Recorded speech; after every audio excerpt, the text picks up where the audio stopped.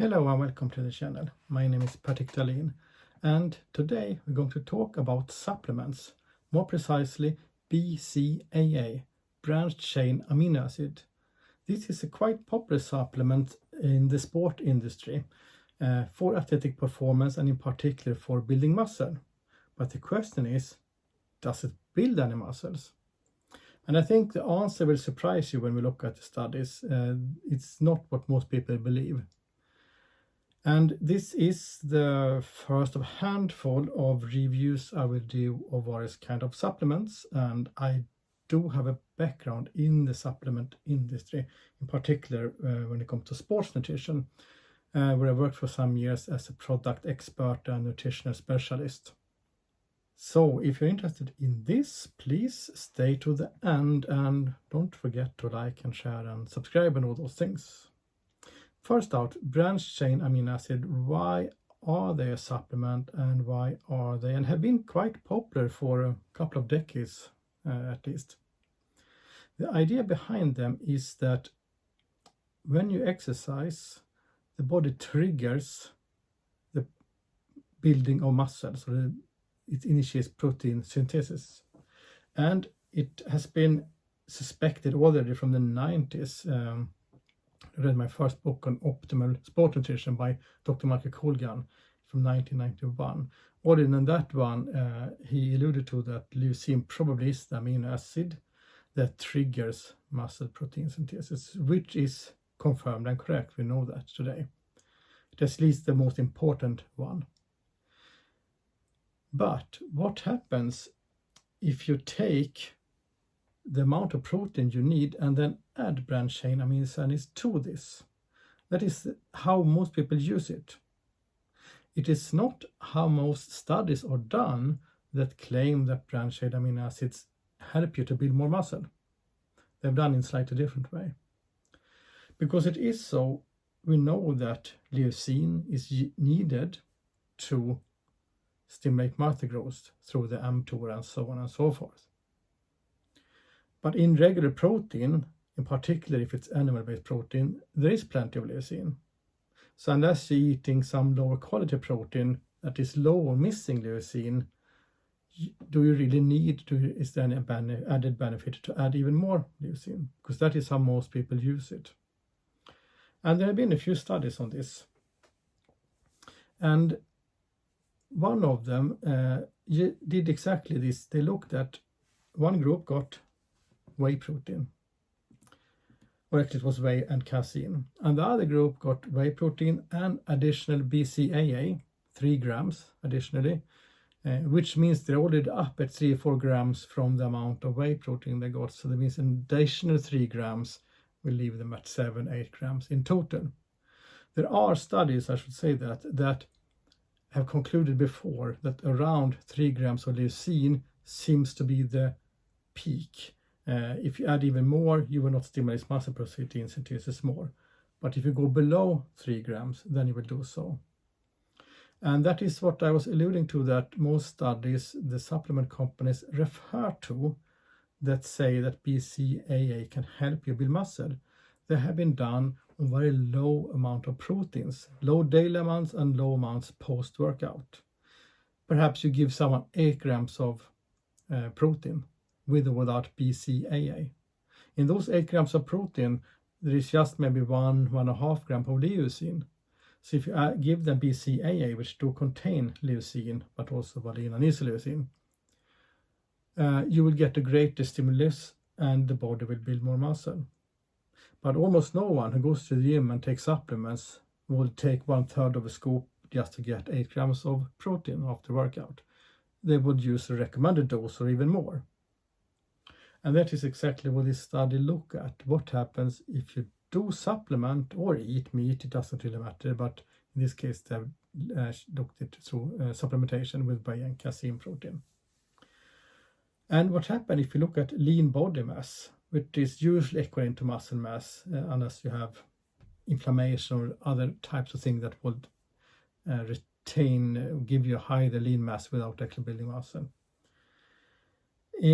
In this study, what happened was that they had a decent increase, almost 2 kilos increase of lean mass in the group that was doing resistance training and took just the whey and casein powder. The ones who added Bcaa to this had no increase. In fact, they had a slight negative increase. They lost some lean muscle. They also had a reference with carbohydrates, and they did not have any increase either. So this is quite contrary to what you might read in the ads about Bcaa. There were no lean mass at all increase, a slight reduction. So, but that was one test. What about strength? Did anything happen there? They did check, for example, bench press. And the protein group that only took protein increased 8 kilograms during these trainings, during these weeks in bench press. The carbohydrate group increased 4 kilos, so about half, or exactly half.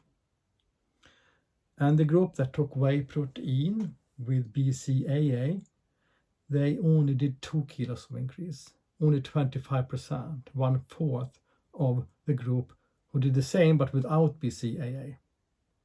In all fairness, it should be mentioned they had Bcaa plus glutamine in there also, because glutamine is also sold separately as an amino acid to enhance muscle growth. So the researcher thought, let's add them all together and see if we can get the best out of the best. That was the idea behind this. We follow the best protocol out there according to, I don't know, bro science or something. But there are other studies showing adding glutamine or not doesn't really do much. So most likely it is the Bcaa that makes a difference here. Either way, it might seem counterproductive though that Bcaa that should push for muscle protein synthesis is now reducing strength gain, reducing muscle mass gain. But I will come to an explanation to why this happened. It isn't super complicated, but it is, I will come to that. And finally, they also looked at peak power in watts. This is your pedaling a bicycle or your arms. I think this is the bicycle though. And they look at changes. And you can see here that the whey group, the protein group, increased 55 or something watts pre and post this training program, which is quite decent. But the group that did protein plus Bcaa and glutamine, they decreased with 60 watts. That's a huge difference, 115 watts different. That's quite a lot because if you're bicycling hard, you maybe do 300 or 400 watts. And 120 watts, it's a substantial amount of that. The carbohydrate group also had a slight decrease. This is peak power, so this is like a 100-meter sprint, 200-meter sprint. We try to achieve as much as possible. There are other studies on Bcaa on endurance, long-distance running, where it sometimes seems to have some effect, but that's due to modulation of brain neurotransmitters, that it may actually make you feel less fatigued, less tired. When you do this type of studies where you do 10 seconds, 20 seconds all out to achieve maximal power, the main difference here will be the training. You do resistance training, you become stronger, which also will enable you to push more and push out more power. And power is joule per second. So it's basically how much work you can do on a certain amount of time. So this is not the same as long distance running or bicycling. It's the opposite. This is sprinting compared to a marathon. So why is this? Why are all these metrics going down when you add branched-chain amino acid to the mix? And I say the key here is that they are not too low in protein. They eat sufficient protein, which is how most people will use supplements. They take the whey protein if they use supplements, and then they add the Bcaa on top of that and think things will be better. But you see, they just get worse. If you look at the amino acid profile of muscle and the amino acid profile of whey, you can see that they are almost the same. You see whey in red and human muscle in blue. And this is human muscle tissue. It's not often you see this data and just look at how well the protein matches the humans. You usually see data of the overall human need for amino acids. This is specifically for the need of the muscles, the muscle cells, which differs some from the overall human need. And so if you look at training, this is more important to see the profile matching with the needs of the muscles. If you look at other health parameters, perhaps it's more feasible to use the body's overall need of amino acids. I just want to point that out because I see often people use the body's overall need when they talk muscle growth and try to explain things, but that's less relevant in that aspect. What happens now when you add Bcaa to this mix? Now you see the new profile here in green, and you can see now the profile is less a perfect fit to what the muscle do need. And one other way to look at this is to look at the correlation. You can see the correlation between muscle protein and whey is 91%. The correlation between muscle with whey and Bcaa is only 72%. So you're actually diluting an almost perfect protein and tilting the profile so it becomes a less high quality protein. But you might still argue, but would that really matter? Because it is a perfect protein. We add something extra, that extra will just be burnt or be on the side. We still have this underneath supplement. So why would it still get worse then? Yeah, but here's the caveat to this. And it is so that the cell uses, there are 20 different amino acids you need to build muscle. 9 of them are essential, meaning you need to eat them, but there are 20 that needs to go into the muscle to build the protein. Our muscle protein consist of 20 amino acids. But the cell do not have 20 different transporters, one for each amino acid. It have a handful of transporters. So many of the transporters do multiple amino acids. The transporter that do leucine, for example, also do tryptophan. Tryptophan is also essential. But when you increase the ratio of leucine, it will take up less tryptophan. And therefore that becomes the rate limiting factor. There's one essential amino acid inside the muscle cell missing. And that will limit the protein synthesis because it can't build proteins without all 20 amino acids. And they need to be in the muscle cell when it's about to build protein. So that is the simple explanation, or simple or not, you judge that, but that is the biochemical explanation to why this is happening.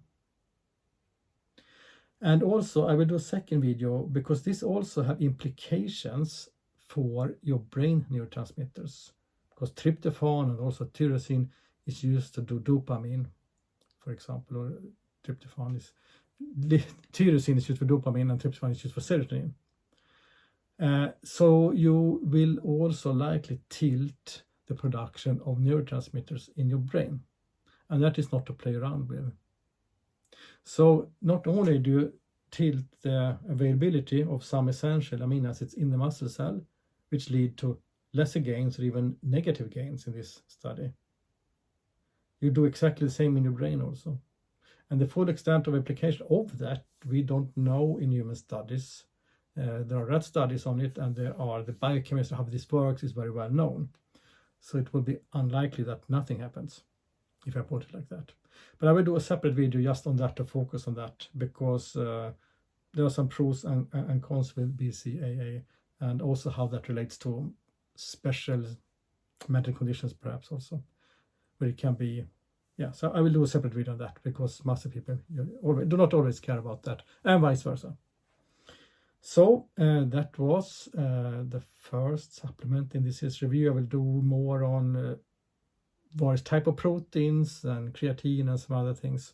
Both things that do work very well and things that you might think work but do not actually work at all. So if you want more of this, please like, subscribe and comment, and have suggestion if you have some favorite supplement you want me to give my thoughts on. So thank you for watching today, and hope to see you soon again.